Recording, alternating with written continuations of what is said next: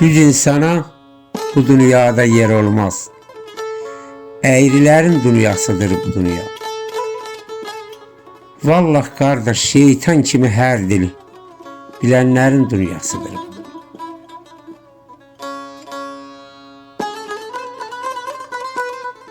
Her bir yerde diyebilen sözünü, puldan yığı ölmez bilen özünü. Yaxşıların yeryüzünden kökünü silenlerin dünyasıdır bu.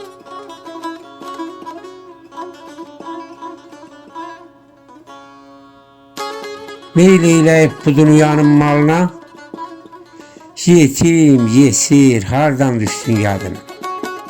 Yeyip içip kasıpların halına, gülenlerin dünyasıdır bu.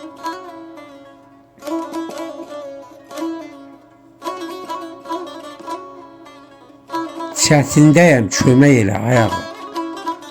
Çətindəyəm kömək elə ayağa. Görürsən ki yer vermirlər oyağa.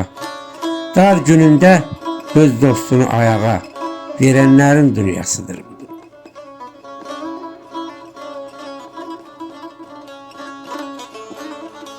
Qızıl olsa bağlanmaram mən ona. Qızıl olsa ilham bağlanmaz ona.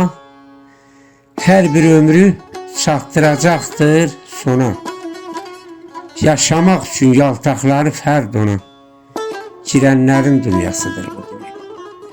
Yaxşıların yeryüzündən kökünü silənlərin dünyasıdır bu.